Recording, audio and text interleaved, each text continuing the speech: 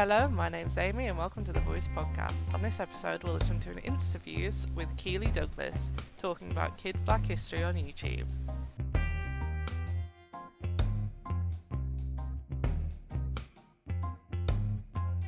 I am Saskia, the assistant editor of Voice. Last week you were joined by Hamish, who took over for me as I wasn't feeling very well, and he did an Instaviews, but I am back and we have a very interesting guest today as part of our Black History Month segment. We're going to be talking to Keighley Douglas, I hope I've said that right, in case it's Keighleys, who is the creator of Kids Black History, which is a series on YouTube. And Keighley's going to be talking to us about how she got started, what it's like creating content, and why Black history is so important for kids to learn. Hello. Hello. Hi. You said my name right, by the way. Keighley, okay, great. Yeah, Keighley. Wasn't too sure. Thank you so much for joining today. How are you doing? Yeah, I'm good, thank you. Thank you so much for having me on. No worries Really at all. excited. Yeah. So why don't we just start off by introducing yourself and telling us a bit about your creative background and who you are. Yes, so I'm Keighley Douglas, the creator of Kids Black History. I'm also a teacher as well. So I'm juggling two things at the moment. So I'm creating Kids Black History, which is a TV series on YouTube that teaches young children so our target audience is between the ages of like 0 to about 8 years old. However, many other children are watching beyond that age and are learning and co-watching alongside with their children, which is amazing to see. But yeah, I'm also teaching children in the classroom as well. I'm also head of year at secondary school. So yeah, I have a lot going on. In terms of like the creative background, so I've always had that creativeness in me, probably from birth. I studied like media studies when I was at school and college. I studied art, so I've had that creative sense. However, in terms of the creative knowledge to create Kids Black History, that has come from a lot of self-taught aspects. So I've gone on YouTube and I've learned a lot about what it takes and what's involved, to create a show that's good enough, to be watched and appreciated, etc. I've used Adobe Creative Cloud and I've learned a lot of the tutorials because initially this was started solely, by myself. So I had to, get everything going. So yeah, it's taken a lot. No, I can imagine. I mean, everyone's like, oh yeah, I want to have a YouTube channel. And then you get there, you're like, oh my God, this is a lot of work. Yeah, the work is intense. So what inspired you to create your channel, like Kids Black History? What inspired you to create that? Well, the first aspect was time. So it's a lockdown baby. It was created in lockdown. I had all this time. I was homeschooling my daughter, who's 6 years old. And doing that, I found like a massive gap in the curriculum, which of course I knew, and a lot of people obviously knew that gap was there. So through being at home, I just thought, what can I do to not only educate my daughter at home, but educate others, across the UK, beyond the UK, across the world, on Black history. And this was a topic obviously that's close to the heart. So I thought about doing this. We already had a YouTube channel that I was working on already. And I thought, should I do this alongside the channel that I've already got, or should I create something completely separate? Which is what I decided to do. So I created Kids Black History as a separate entity. I thought, you know what, people just need this central place, this one place to go to where they could learn Black history that they don't know already, or expand on, Black history topics that people want to learn more about, which is why I created it. And also the target audience. So Black history at the moment is, I feel like it's very generic. So I wanted to create Kids Black History to target that young audience. So we give children who are so small the first, kind of like an opening to Black history. It's the first that they may ever be learning these topics. So it needed to be age appropriate for those children. Which is why we've done it in a very light-hearted. You're learning so much, but it's very light-hearted, and it's very positive, and it's done to just infuse and engage like a very young audience. Yeah. And your daughter, she's actually the host of your YouTube show, isn't she? Yeah, so 6-year-old Raya, she started when she was 5. She hosts and presents Kids Black History, which is, it sounds really, really young, but this is what she is. She's just that ball of energy. She's perfect. She's just so perfect for like being a presenter and a host. And not only does she do kids history, she's in that industry as well. So yeah, so she's got an agent, she does acting. Oh, wow. So this is her thing. And Kids Back History as well gave her that opportunity during that lockdown phase to keep practicing her craft. Yeah. And I feel that the fact that she's had this, I mean, she's completed 72 episodes where she sat at that table and she's recorded, and that is a lot for a child of her age, let alone all the other things that she does, the auditions that she does for her agent, etc. So yeah, she's just grown and grown. She's currently on Milkshake TV, presenting a show for Black History on there. So yeah, she's doing amazing things, and Kids Black History has really opened the door, obviously for us as a company, but for her as well. And she's 6. That's 72 episodes is a lot for anybody, let alone a 6-year-old. Yeah. Oh wow, no, that's amazing. Maybe next time we'll have her on here. Like, yeah, let's interview. Yeah, and I can see that comment there as well. Yeah, she loves it. Yeah. So like talking about Kids Back History, like you said, it is very generic. Like what gap do you feel like you're filling in the UK's education system by having this show? Yeah, so a massive gap in the education system. I mean, I'm in the education system myself, being a teacher, and also I'm seeing it, being a parent as well. Yeah. And a lot of parents that Black parents they find they have to educate their child at home. Because there's no trust in our system. Black history is not on the national curriculum, so we have to do what we can elsewhere to get this education out there. So Kids Black History is like a little portal that you can go to, even if it was just to get topics that you could cover.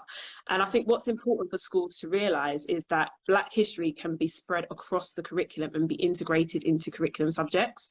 So on Kids Black History, and we've just launched our website, we've shown schools, we've shown parents that we can include Black history within science, we can include Black history within geography, and there are ways to do that. There's ways to access the curriculum through seeing these representations of Black people and Black excellence within these subjects. So that's what I think schools need to realise, and the gap is huge. I mean, Black history goes to a lot of schools are working on an anti-racist policy at the moment, and we just had a seminar at our school recently, and a lot of it comes down to history, and that's what everybody was going back to. It's the lack of knowledge and history within our curriculum, within our schools, and within the teachers themselves. I mean, these are the people that are educating our children, and they need to be educated as well in how to deliver this content. So at the moment, the education that we're getting on Black history in our schools, some schools are not delivering it correctly because they don't have the guidance or the knowledge there. So that is really, really important that it is delivered in the correct way. Yeah. And also just sometimes that is just even delivered at all. Like I went to quite a lot of schools growing up, and the only thing that they talk about is slavery, and Black history goes way beyond, and that. So yeah, absolutely. Yeah. It's great what you're doing. Yeah, and even the point that you made, that is something on Kids Black History that I am steering away from, especially because of our target audience, and the audience is so young. The civil rights movement, the Atlantic slave trade, we are staying away from that because we are introducing, being Kids Black History, we've got such young audiences, we're introducing Black history to these children and these audiences. It needs to be positive, and it needs to come from a root. So for us, we start in Africa, the motherland. That's where the root of our teaching comes from, and that's where schools need to start with that positivity. Someone's actually just asked a question. Have you had any feedback from schools? And I'm actually quite interested myself to know if you have. Yeah, so there's a lot of schools that have us on their website that are using Kids Black History as a resource, which is absolutely amazing. And actually, one of the things that we're going to launch is actual written resources to go along with our episodes. So we're starting to release that via our website. I actually had a really interesting meeting at my daughter's school only last week, and they came to me about you know, their curriculum. We sat down there and we had, you know, the curriculum map all out on the table, and we spoke about what key stages would, you know, study what aspects of Black history at what stage, and that was really, really interesting. And they are actually starting with Africa, the motherland, which is amazing. They had a lot of things in place already, but there was a lot that they didn't realize, and there was a lot that they really considered, just even little things. Even if we take out the actual curriculum itself, it's like the representation. You know, when children get photocopies or assemblies delivered, the images that they see within these pictures, you know, it could be just a hand pointing on the page, but if it's always a white hand, you know, that impacts very negatively on Black children. So it's the little things within schools that they really, really need to be doing more. And I said to them as well, I said, my daughter has really started to recognise that she's a minority within not only her school, so she's mentioned her class, like she said, you know, there's only 6 Black children, mummy, in her class. And she said, oh, when I go to ballet, I'm the only one. And there's lots of different things. And I spoke to her school about this. I said, it's really important for you to, you know, teach these children, these diverse children that go to your school, that yes, they are a minority here, but actually they're not a minority in the wider world. And I think, you know, that's really, really important, that schools can deliver content in that way, that they realise how important they are in society and in the wider world.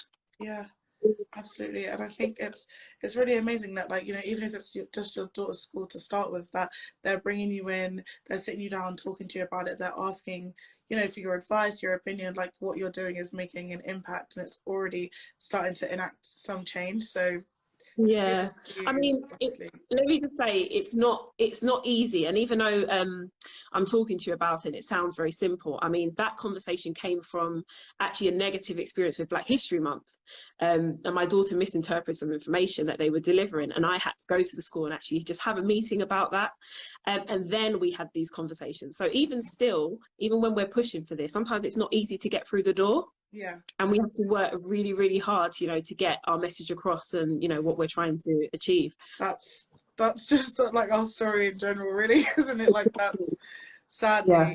But I mean, I would say at this point, like, the fact that you are, it was terrible it had to come from a negative experience, but the fact that that conversation has now opened up, then it can continue to, you know, go from there, hopefully.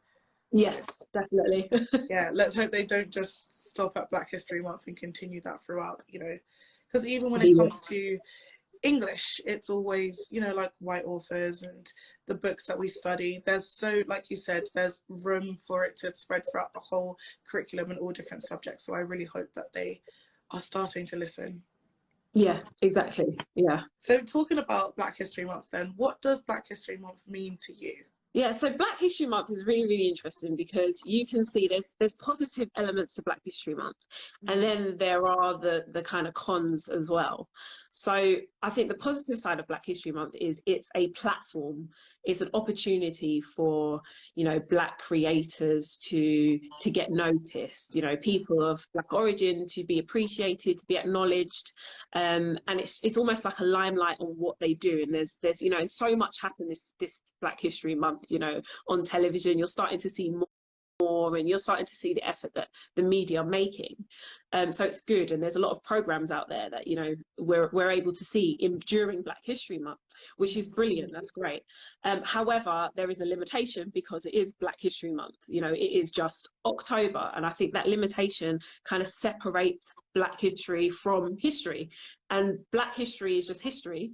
It's just from Black origin. So history, you know, it's world history. So I don't think that Black history should be in that box. And that goes down to what we do at Kids Black History. You know, I wasn't doing this for, you know, October. I was doing this for every single week. So you can access Kids Black History. And I don't do anything special or anything different during October, because, I mean, October is just a month.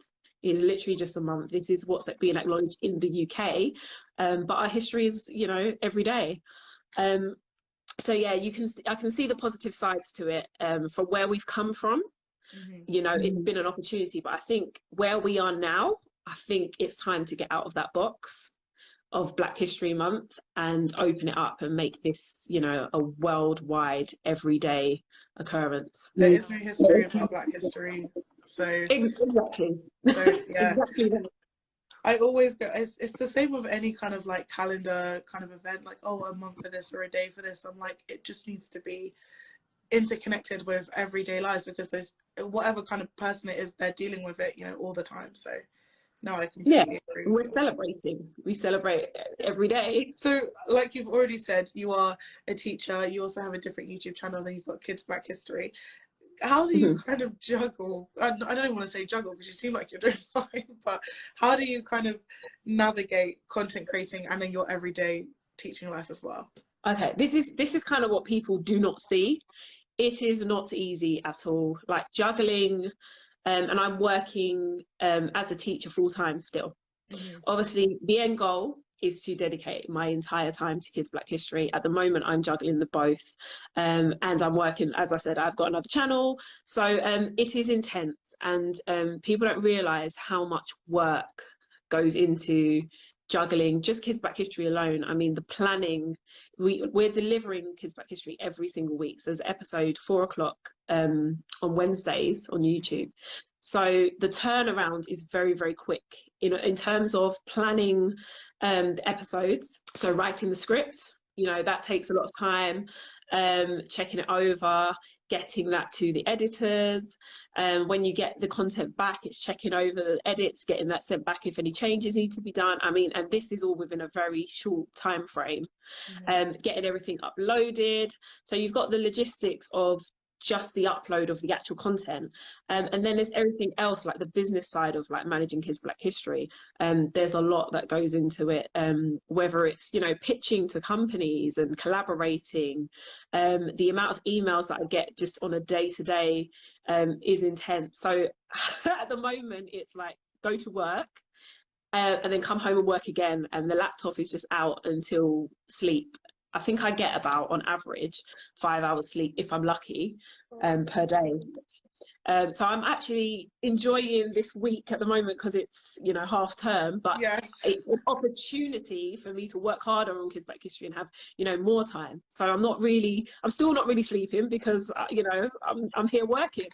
Yeah, and you're a mum as well. Like, let's not forget this. Yeah, do you know what? That just comes so second nature. I even forget that's a job per se.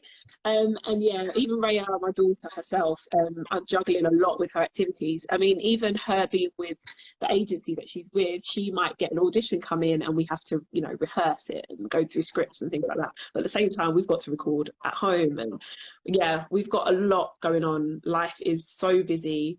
So intense, and like I said, we just had the milkshake deal come through and we were working hard on that. So yeah, it's not easy, but every little moment is worth it. Just even one comment where someone's watching the show and they say what they've gained from it, and I've had emails from people in America, Canada, let alone the UK, just saying they're watching it with the K1 classes. It's absolutely amazing. It's so rewarding. It's so worth it. So yeah, take it in my stride. I mean, you sound like you're doing incredible, but I can imagine how exhausted you must be. Please find time to sleep. I'll try. I do have a couple more questions of my own, but I'm very, like, some people are writing in. So would Kids Black History be willing to film in Africa, as it's talked a lot about on your YouTube channel? So that's the question. Africa is the absolute dream. To film abroad, especially of course in Africa, in the motherland, and we've spoken about this actually in doing this. It's just been really difficult with the COVID restrictions, and also with time, because there's so much we're trying to do. But yes, that is the bigger picture. That is something that would be absolutely amazing. I can just imagine us doing an episode with the pyramids in the background on ancient Egypt. That would be absolutely amazing. Hi to everyone that's tuned in as well. Yes. I mean, Keighley, you're so determined, and I'm sure there'll be an Egypt video in a year or something. Like, I just I'm loving your energy right now. Like, it's just so. Oh, thank you so much. When it comes to other questions, I will obviously get you to plug at the end where your website and social is and everything. But yes, obviously you created this during lockdown, and for some people, creating was like just really hard during lockdown. You had the time on the one hand, but then you just had like that feeling of being stagnant and just wanting to go outside. How was it for you? Was it really creative and productive, or was it sometimes just like, oh, I can't do this anymore? Do you know what? I was one of those people. Hi, Mikey and his wifey.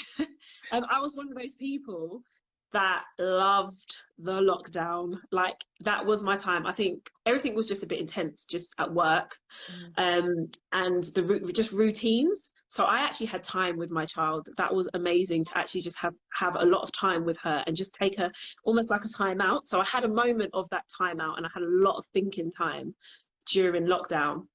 And that's what sparked the idea and the creative behind Kids Black History. And then it just gave me that element of time, because I think about this all the time. I think if I didn't have that lockdown period, even if this idea came to me and what needs to be done, and of course the events with George Floyd really sparked my passion to really make this happen. But I just think if I didn't have that element of time and I was having to juggle the normal routine, would this have been what it is today? And I'm not sure. So I'm really thankful for that time that we had, and I said to myself, I'm going to make the most of this time, because it's time that you're never going to get back. And it's time that I'm going to look back on and say, what could I have done, what could I do this time, what can I do, these ideas, and actually put into action. So yeah, it's kind of been like a dream come true, with having that time, creating what I've created, and then to still be working on it now, where it's going from strength to strength. It's been amazing. I mean, 72 episodes already, so more to come, I'm sure. Yeah. So last question-ish, what advice would you give to parents on, well, obviously tell them to go and watch your YouTube channel, but what other advice would that was the first one. Yeah, that was the first one. Like, what other advice would you give to parents on making the history accessible to their kids? Yeah, so of course, apart from going to Kids Black History every Wednesday at 4:00, I think it's being really careful with the topics that you teach your children, and most importantly, make it positive.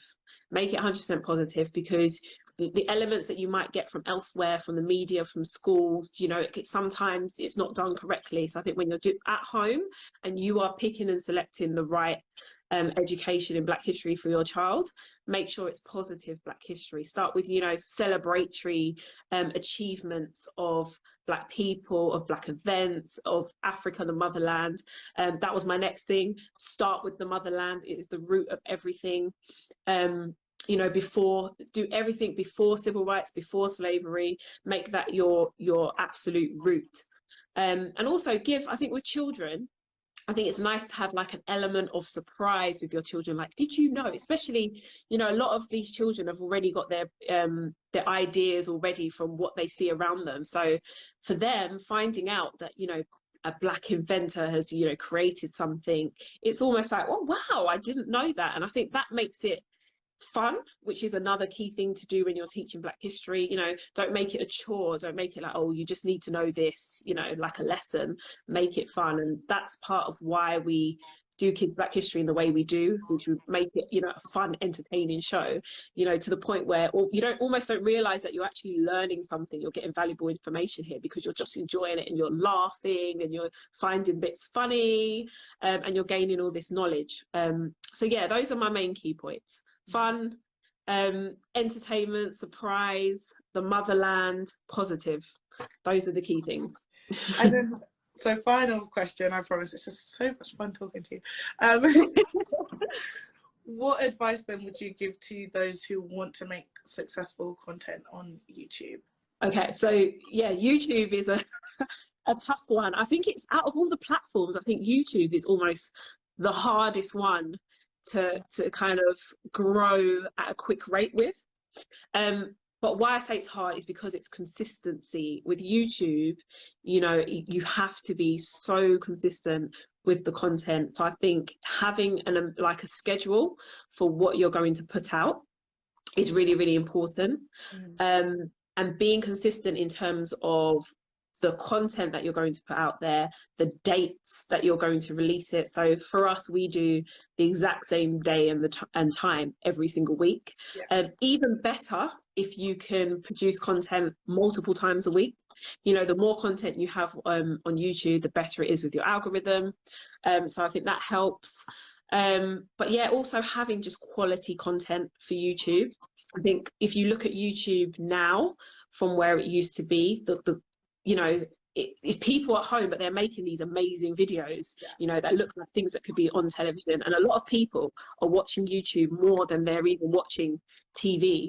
So the quality, you know, it's investing a little bit into it, not too much, because you need your growth, but investing a little bit. I mean, when we started, one of the things I invested in was a camera, was a laptop that could handle the amount of videos that I would be uploading on there, good sound. These are just key things, just so that people actually give your videos and your content a second look. And I think very, very important for YouTube is your content has to fit into its own niche, and try and make it as unique as possible.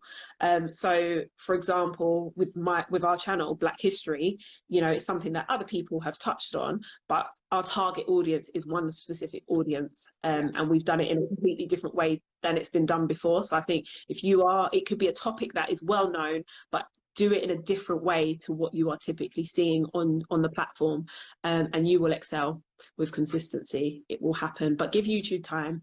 Yeah, you just have to give it a lot of time.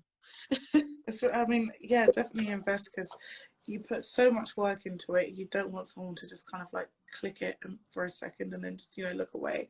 So exactly, yeah, really great advice. Well, thank you. Keighley, where can people find you? Kids Black History, the website. So we're in multiple places. You can find us. I would say mainly if you are watching our content, which is the main thing, which is YouTube, Kids Black History. That's all you need to type in. We have our 72nd episode coming out today, on Wednesday, 4 o'clock.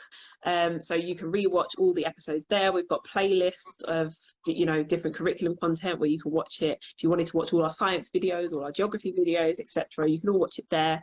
We've just launched our website a couple of weeks ago. So we've got www.kidsblackhistory.com. You can again access our videos from our website. You can purchase Kids Black History t-shirt from our website, and you can gain access to some free resources that we have at the moment for Key Stage 1, and look out for some more resources. Subscribe to our newsletter, because we send out, you know, some information, what we've been up to. Also, we're on Instagram at Kids Black History. We are on Twitter at Kids Black History. We are on Facebook at Kids Black History. I think that's about it. Look for us everywhere. Have a look at Raiyah's Black History contribution on Milkshake as well. Done an amazing job.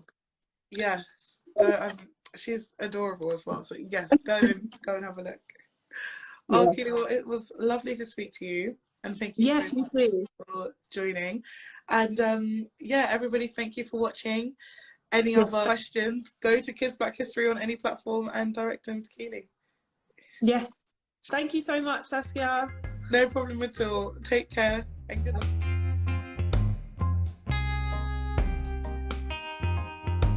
Today's episode was made possible by Voice Magazine, an online platform for young people interested in art and culture.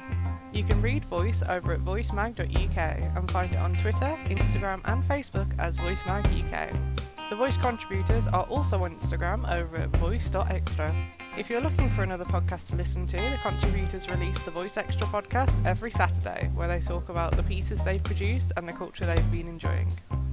If you like this podcast, please consider helping us to make more with a donation of any amount at voicemag.uk/donate. Thanks to Kevin MacLeod for use of the track Thief in the Night. You can find more of his work at incomputech.com. Tom Innes was the executive producer and Amy Clulo was the editor.